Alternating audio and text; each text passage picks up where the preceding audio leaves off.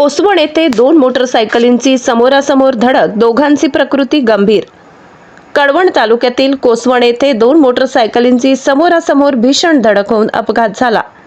या अपघातात दोन्ही वाहन चालक गंभीर जखमी झाले असून त्यांची प्रकृती चिंताजनक असल्याची माहिती मिळाली आहे। सुदैवाने या घटनेत कोणतीही जीवितहानी झालेली नाही।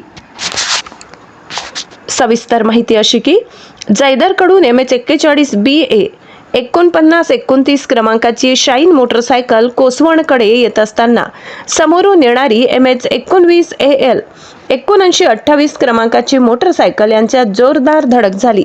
धडकेचा आवाज मोठा असल्याने परिसरातील नागरिकांनी तात्काळ घटनास्थळी धाव घेतली।